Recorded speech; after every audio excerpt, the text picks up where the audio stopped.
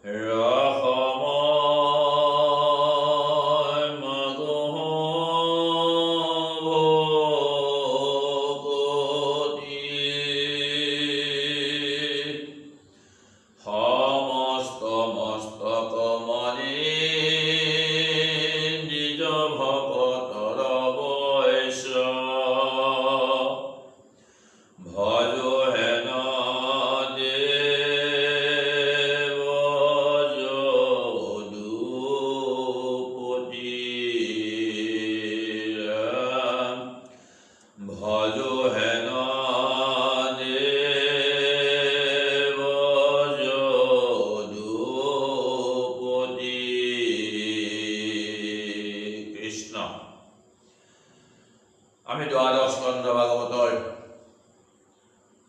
ক্ৰমশ আমি আগবঢ়াই যোৱাৰ মানস কৰিছোঁ। সেয়েহে আমি আজি আমাৰ দ্বিতীয় পৰ্যালোচনাত আমি আগবঢ়াব খুজিছোঁ ৰাজধৰ্ম। কলিত ৰজাসকলে জন্ম লৈ কাৰ কি প্ৰভাৱ হ'ব, এই যুগ ধৰ্মৰ কথনত আমি প্ৰথম এটি পৰ্যালোচনা আগবঢ়াইছিলোঁ। আমি ক্ৰমশ যিহেতু দ্বাদশ স্কন্ধ ভাগৱতৰ আমি পৰ্যালোচনা আগবঢ়াই যোৱাৰ সংকল্প লৈছোঁ, গতিকে আমি আজি এই যুগ ধৰ্মৰেই আমি দ্বিতীয় ভাগ পৰ্যালোচনাৰ বাবে আগবাঢ়িছোঁ। কৃষ্ণ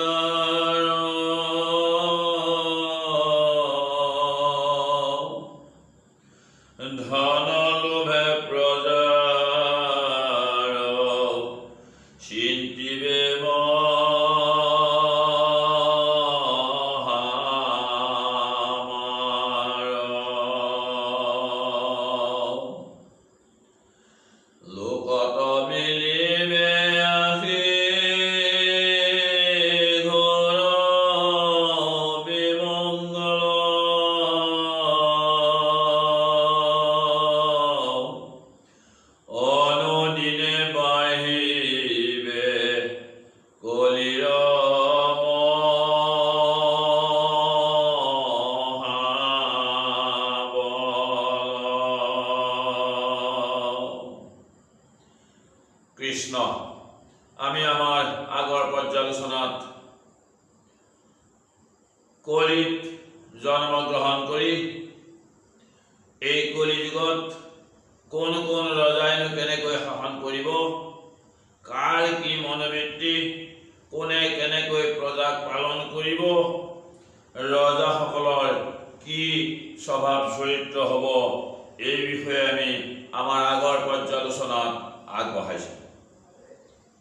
আমাৰ আজি শাস্ত্ৰই কৈছে যে সেই ৰজাসকল ৰাক্ষসৰ দৰে তেওঁলোক নিৰ্দয় হ'ব কলিত, আৰু তেওঁলোকে ধনৰ লোভতেই, একমাত্ৰ ধনৰ লোভত প্ৰজাক তেওঁলোকে হাৰাশাস্তি কৰিব, প্ৰজাৰ এই মহামাৰ চিন্তা কৰিব।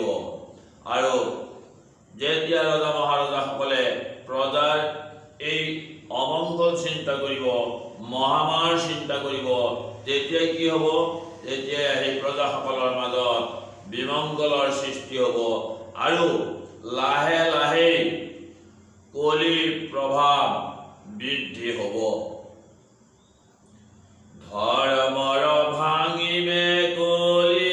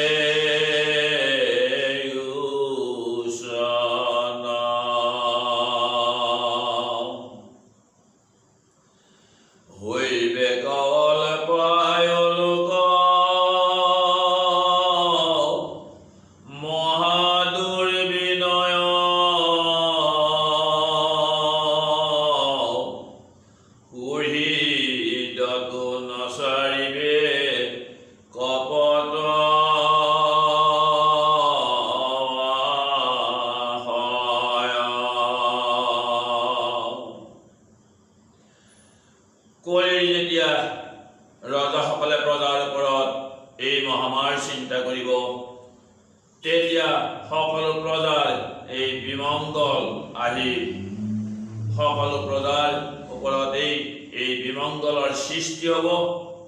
তেতিয়া কি হ'ব? যে ধৰ্মৰ ভাঙিবে কলি চাৰিও চৰণ। আমাৰ ধৰ্মৰ চাৰিটা চৰণৰ কথা কৈছে কি? যে সত্য, শৌচ, ক্ষমা আৰু দয়া। কলিয়ে এই ধৰ্মৰ চাৰিটা চৰণ তেওঁ ভাঙিব বুলি শাস্ত্ৰই আমাক উল্লেখ কৰিছে। আৰু কি কৈছে? যে কলিত আমাৰ লোকসকলৰ আয়ুস অল্প আয়ুস হ'ব আৰু সকলো লোকৰ দুৰ্বিনয়, অৰ্থাৎ এওঁলোক কাৰো প্ৰতি সহানুভূতি তেওঁলোকৰ নাথাকিব। কিয়নো শাস্ত্ৰই এনেদৰে প্ৰকাশ কৰিছে যে কুহিততো নচাৰিবে কপট হয়। যিসকল কুহিত, যিসকল বান্ধৱ, সেইসকলৰ ওচৰতো কপট আচৰণ এই কলিৰ দিনত সকলো প্ৰজাই আচৰণ কৰিব। কাৰ ওচৰত? নিজৰ বান্ধৱসকলৰ ওচৰত, নিজৰ পৰিয়ালৰ ওচৰতো তেওঁলোকে এই কপট আচৰণ কৰিব। ঘোৰ কলি যোগে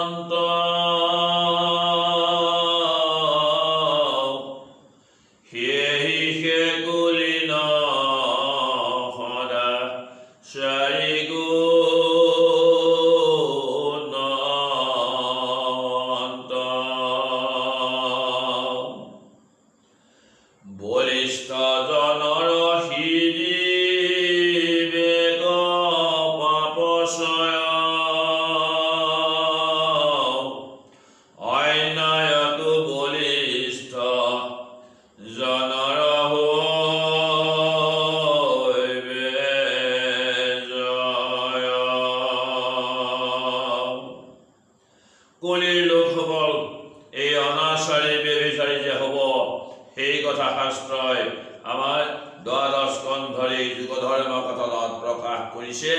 এনেকৈ যে এই ঘোৰ কলি যুগত যিজন ধনৱন্ত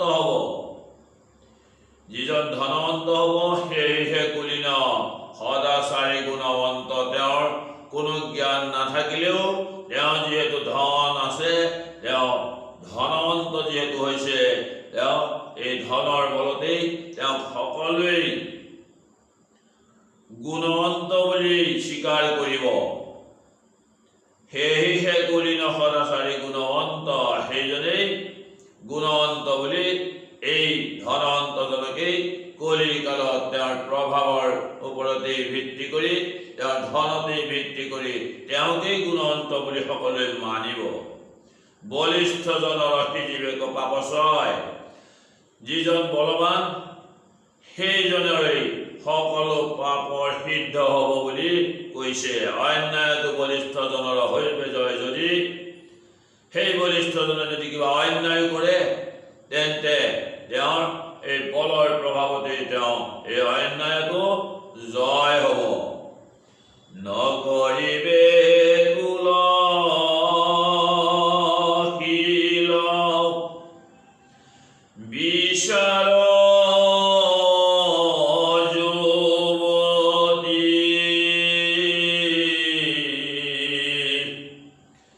যাকে অভিৰুচি তাকে মানিবে কপতি। পুৰুষে নচাইবে ভাল মন্দ সমুদায়, কৰিবে কভাৰ জানি যাকে বাঞ্ছা যায়। যুৱতীসকলে কুলৰ কোনো বিচাৰ নকৰিব, জাতি কুল ক্ৰিয়া ধৰ্ম সকলো ত্যাগ কৰিব। যাকেই মন যায় তাকেই তেওঁলোকে পতিৰূপে বৰণ কৰিব। আৰু সেই একেদৰে পুৰুষসকলেও তেওঁলোকে যাকে মন যায় তাকে ভাৰ্য কৰি আনিব। তেওঁলোকৰ মনত যি ভাৱ হয় সেইমতে তেওঁলোকৰ ৰুচি অনুসৰি তেওঁলোকে যাকে তাকে ভাৰ্য হিচাপে গ্ৰহণ কৰিব। ইয়াত জাতি কুল আৰু ক্ৰিয়াৰ কথা নাথাকিব। একমাত্ৰ কলিৰ এই ধৰ্মৰ সময়ত, কলিৰ লোকত এই ধৰ্মৰ কোনো আধাৰ নাথাকিব। একমাত্ৰ কলিৰ প্ৰভাৱতে সকলোৱে জাতি কুলৰ ক্ৰিয়া ধৰ্ম সকলো ত্যাগ কৰিব। কপট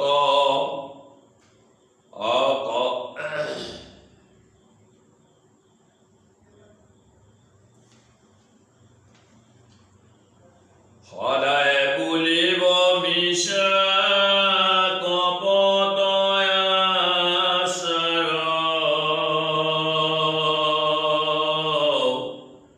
ক্ৰয় বিক্ৰয়তো হৈ মায়া ব্যৱহাৰ,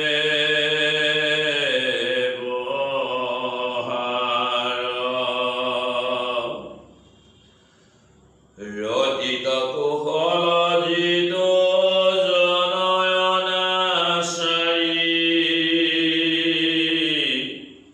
তাকে সে পুৰুষ বুলি বেকদুষ্টা নাৰী।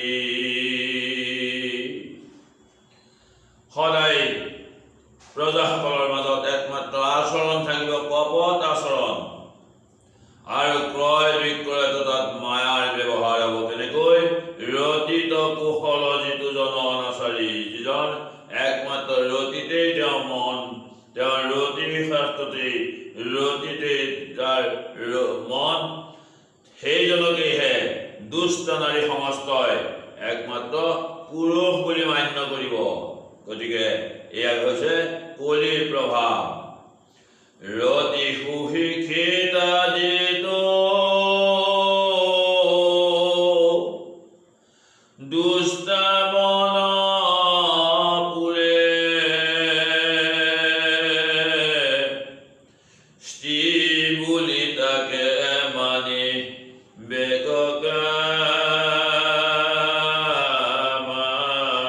বেগকামাতুৰে, কুলস্ত্ৰীকো এৰি তাতে কৰিবে ৰতি, নিজ পতিতে যি তাকে মানিবে কপতি। যিজন ৰতি শাস্ত্ৰত সুশিক্ষিতা, যিজন একমাত্ৰ ৰতিতেই ব্যস্ত হৈ থাকে, সেইজনকে কামাতুৰ সকলে স্ত্ৰী বুলি গ্ৰহণ কৰিব। আৰু নিজৰ কুলস্ত্ৰী এৰি নিজৰ পত্নী থকা স্বত্বেও তেওঁলোকে আনৰ পত্নীৰ প্ৰতিও সেই কামাতুৰ ভাৱ হৈ আনৰ পত্নীক হৰণ কৰিব পত্নীসকলেও এই দুষ্ট পত্নীসকলেও তেওঁলোকে নিজৰ পতি ত্যাগ কৰি অন্য পতিও তেওঁলোকে গ্ৰহণ কৰিব। কলিত যতে গদিৰে এৰিবে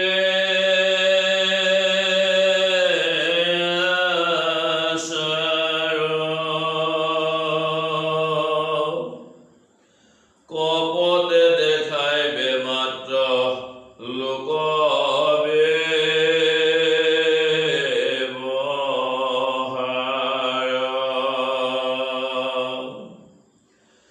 লোভে আক্ৰমিবে হইবে কুল ক্ৰিয়াহীন এক নবগুণ মাত্ৰ থাকিবে কশীন। দ্বিজসকলৰ প্ৰতিও এই আকাশীবাণী শাস্ত্ৰই কৈছে যে কলিত দ্বিজসকলৰ একমাত্ৰ তেওঁলোকৰ নৱগুণহে তেওঁলোকৰ চিনটো থাকিব। তেওঁলোকৰ আচাৰ ব্যৱহাৰ সকলো লোপ পাব। তেওঁলোকে জাতি কুল ক্ৰিয়া সকলো ত্যাগ কৰিব একমাত্ৰ লোভৰ বশৱৰ্তী হৈ। গতিকে একমাত্ৰ নৱগুণেইহে তেওঁলোকৰ সেই চিনটো ৰক্ষা কৰি থাকিব। ব্ৰহ্মচাৰী হয় নাহিও হৈবে জ্ঞানহীন দণ্ড কমণ্ডলু মাত্ৰ থাকিবে কশীন। কথিত কফিন শৰীৰত ব্যাঘ্ৰ চৰ্ম বেশধাৰী মাত্ৰ নাহি আশ্ৰম ধৰ্ম। যিসকল ব্ৰহ্মচাৰী হৈ সন্ন্যাসী হৈ তেওঁলোক এই কলিত ভ্ৰমণ কৰি থাকিব, সেইসকলো একমাত্ৰ তেওঁলোকৰ দণ্ড আৰু কমণ্ডলুহে চিন হৈ থাকিব। তেওঁলোকে পতিত কফিন আৰু তেওঁলোকৰ শৰীৰত ব্যাঘ্ৰ চৰ্ম যদিও তেওঁলোকে পৰিৱেশন কৰে, তথাপি তেওঁলোকৰ আশ্ৰমৰ ধৰ্ম তেওঁলোকৰ নাথাকিব। একমাত্ৰ বেশধাৰীহে হ'ব আৰু তেওঁলোকৰ চিন মাত্ৰ দণ্ড আৰু কমণ্ডলুহে থাকিব। কৰিবে দুৰ্জন লোকে ধন দেহে গয় ক্ষতি ধন দিলে হইবে অন্যায়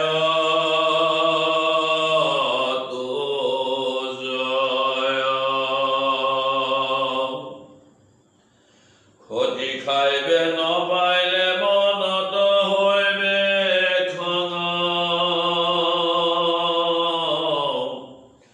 চলে বলে উচিত ন্যায়টো দিবে ভঙা। একমাত্ৰ ধনৰ ওপৰতে সকলোৱে ৰতি কৰিব। ধনেই যিহেতু সৰ্বৰ মূল হ'ব এই কলিত, য'ত আচাৰ ৰীতি নীতি সকলো লোপ পাব। ইয়াত এই দুৰ্জনসকলে কি কৰিব? অন্যায়টো জয় কৰিব। কেনেকৈ? একমাত্ৰ ক্ষতিধন, অৰ্থাৎ তেওঁলোকে আজিকালি আমি যিটো ঘোষ বুলি কওঁ, ভেটিৰ টকা বুলি কওঁ, এই টকা পইচা খৰচ কৰিয়েই তেওঁলোক অন্যায়টো জয় হৈ আহিব। আৰু যদি এই অন্যায়ত তেওঁলোকে ধন যদি ক্ষতিধন ভেটিৰ টকা যদি দিব নোৱাৰে, তেতিয়াহ'লে তেওঁলোকৰ খঙত কাম সিদ্ধি নহ'ব। কিন্তু চলে বলে কৌশলে ভেটি টকা দি এই কলিত অন্যায়টো জয় হ'ব পাৰিব। কহিবে নপাৰে একো বেদ শাস্ত্ৰ তত্ত্ব মহাজ্ঞান শূন্য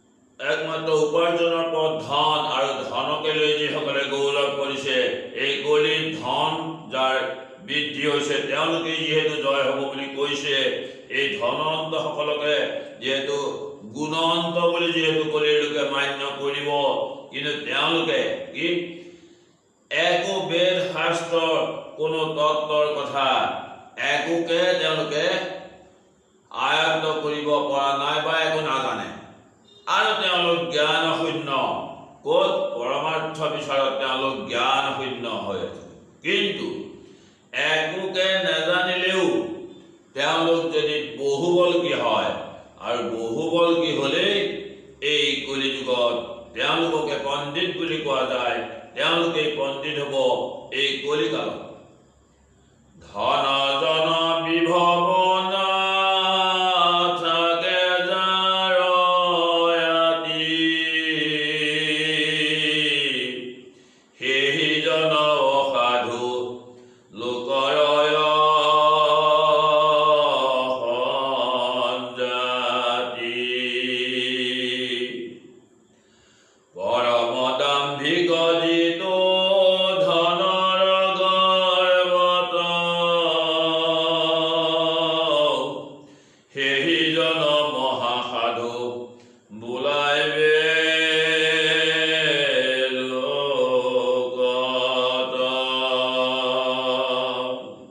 যিজনৰ হাতত ধন টকা পইচা নাথাকিব সেইজন অসৎ জাতি, সেইজনক কোনেও গণ্যই নকৰে, সেইজন অসৎ জাতি বুলি কৈছে। তেওঁৰ কোনো মান সন্মান একোৱেই নাই, তেওঁ অসাধু। আৰু পৰম দাম্ভিক যিটো ধনৰ গৰ্বত, সেইজন মহাসাধু বোলাই বেলেগত। যিজন ধনৰ গৰ্বত তেওঁ দাম্ভিকতা আছে, দাম্ভিক হৈ আছে, সেইজনকে মহাসাধু বুলি ইয়াত চিহ্নিত কৰিব। এয়া হৈছে আমাৰ কলিৰ আচৰণ। এৰি বেদ বিধি আস ৰিবে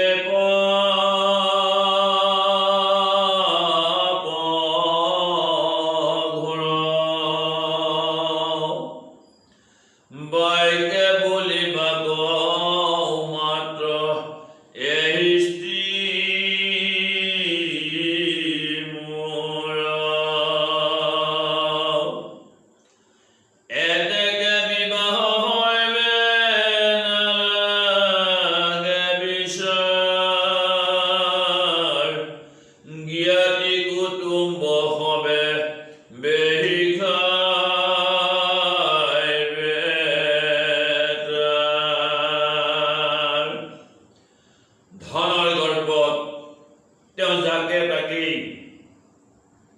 তেওঁৰ স্ত্ৰী বুলি প্ৰকাশ কৰিব, তেওঁৰ মিতিৰ কুটুম সকলোৱে মিলিজুলি তেওঁৰ লগতে খোৱা বোৱা কৰিব, তেওঁৰ যি মন যায় তাকেই কৰিব, একমাত্ৰ ধনৰ গৰ্বতে।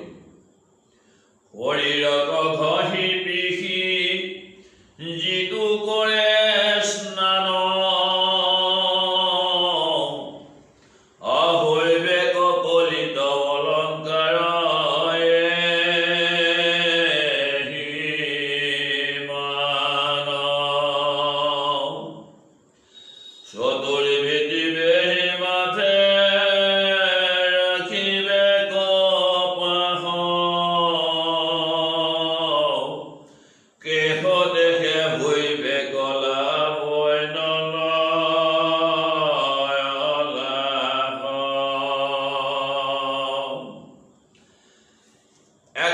নিজক সজোৱাতেই ব্যস্ত। তেওঁলোকৰ কেশতে তেওঁলোকৰ চতুৰ্ভীতি, ধনৰ গৰ্বতে চতুৰ্ভীতি তেওঁলোকে সকলোকে আয়ত্ত কৰিবলৈ সক্ষম হ'ব। আৰু তেওঁলোকৰ চুলিয়েই হ'ব অলংকাৰ। এই চুলিৰ লাৱণ্যতাই তেওঁলোকক উজ্জ্বল কৰিব বুলি কৈছে। আৰু তেওঁলোকে নিজৰ ঘঁহি পিহি গা ধুই নিজৰ শৰীৰটোকে নিজৰ বুলি ভাবি তেওঁলোকে ধনৰ গৰ্বতেই তেওঁলোকৰ নিজৰে শৰীৰকে দেখুৱাই নিজৰ ৰূপ লাৱণ্যৰ কথা প্ৰকাশ কৰিয়েই কলিৰ লোকে শেষ কৰিব নোৱাৰিব। অনাদৰিবে মহাগুৰু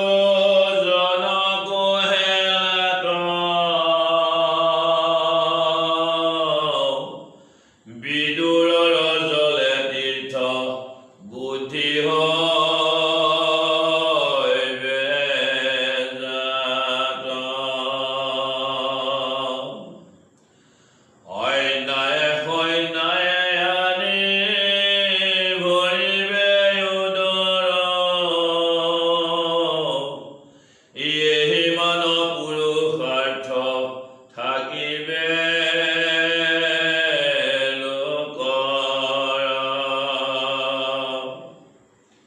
কলি লোকৰ ওচৰত যদি কোনো কেতিয়াবা নিজৰ গুৰু বুলি যদি কোনোবা আহে, নিজৰ গুৰুজনকো তেওঁলোকে আদৰ কৰিবলৈ পাহৰিব, আদৰ নকৰে। একমাত্ৰ বিদুৰৰ তীৰ্থ অৰ্থাৎ বহু দূৰত থকা সেই তীৰ্থতেহে তেওঁলোকৰ বুদ্ধি আহিব যে বিদুৰৰ তীৰ্থতহে তেওঁলোকে গৈ স্নান কৰিব, বিদুৰৰ তীৰ্থহে তেওঁলোকে ভ্ৰমণ কৰিব। কিন্তু ঘৰতে পাই তেওঁলোকে নিজৰ গুৰুকো আদৰ সম্ভাষণ কৰিবলৈ তেওঁলোকে বুজি নাপাব। অন্যায় অত্যাচাৰ কৰি তেওঁলোকে ধন উপাৰ্জন কৰিব আৰু তেওঁলোকৰ উদৰ পুৰাব একমাত্ৰ অন্যায় অত্যাচাৰে। এয়াই হৈছে কলিৰ লোকৰ পুৰুষাৰ্থ বুলি আমাৰ শাস্ত্ৰই প্ৰকাশ কৰিছে। মহাধুৰতালি কৰি বুলিবে বচন, জানিবে লোকে সত্য মাতই দুজন। উহে পুত্ৰ ভাৰ্যা মাত্ৰ হুয়াগা মাতুৰ, এতেকে বুলিবে লোকে ইবৰ চতুৰ।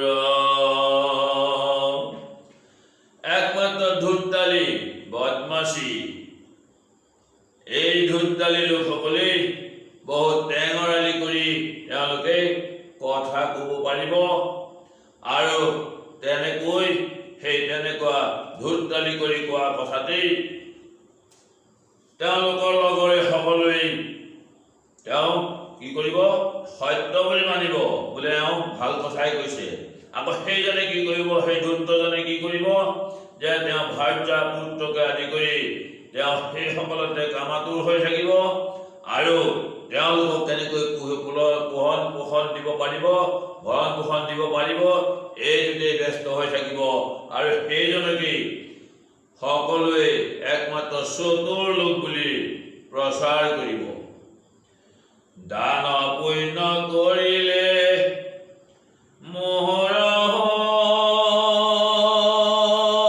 বেখ্যাতি, হেন দম্ভ ভাৱে ধৰ্ম আচৰিবে আতি, হেনয় দুৰ্মতি ৰাতি পৰম নিষ্ফল, প্ৰজায়ে কিৰিবে সবে পৃথিৱী মণ্ডল। সেই ধনৰ বলতে তেওঁ কি কৰিব, যে দান পুণ্য কৰিলে মোৰ খ্যাতি আৰু বৃদ্ধি হ'ব। গতিকে তেওঁ এই অহংকাৰ ভাৱ লৈ তেওঁ ধৰ্ম আচৰণ কৰিবলৈ কেনেকৈ যাব, তেওঁ দান কৰিব। আৰু সেই দুৰ্মতিজনেই সেই দম্ভ ভাৱ লৈ তেওঁ গোটেই পৃথিৱীত তেওঁ একমাত্ৰ নিজৰ দম্ভ অহংকাৰ প্ৰকাশ কৰিব আৰু প্ৰজাসকলেও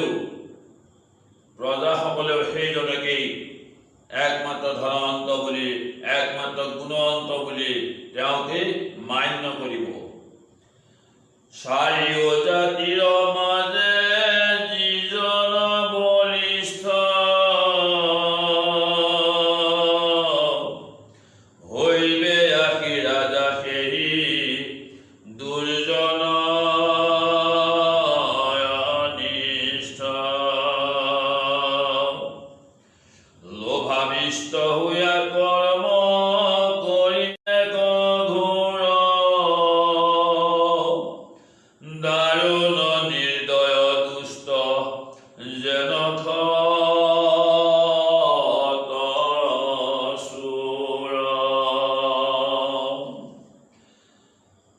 যিজনে এই কলিৰ প্ৰভাৱত পৰি ধনৱন্ত, তেওঁ গুণৱন্ত বুলি প্ৰকাশিত হৈছে, সেইজন সেই চাৰিটা জাতিৰ মাজত যিজন বলিষ্ঠ প্ৰকাশ হৈছে, হৈবে আশী ৰাজা সেই দুৰ্জন অনিষ্ট, সেই দুৰ্জনজনেই অনিষ্ট কৰিবৰ বাবে প্ৰজাসকলৰ অনিষ্ট কৰিবৰ বাবে তেওঁ আহি ৰজা হৈছে আৰু লোভাবিষ্ট কৰ্ম লোভতে আকৃষ্ট হৈ যি কৰ্ম কৰিব আৰু দাৰুণ নিৰ্দয় দুষ্ট যেন ক্ষত চোৰ তেওঁ দাৰুণ তেওঁ নিৰ্দয় প্ৰজাসকলৰ প্ৰতি তেওঁ নিৰ্দয় তেওঁ অত্যন্ত নিকৰুণভাৱে প্ৰজাসকলক শাস্তি দিব প্ৰজাসকলক কেনেকৈ ধন লুটি আনিব পাৰিব তেওঁ কেনেকৈ আৰু বেছি ধনৱন্ত হ'ব এই বিষয়ে শাস্ত্ৰই আমাৰ কলিৰ প্ৰভাৱৰ বিষয়ে শাস্ত্ৰই প্ৰকাশ কৰিছে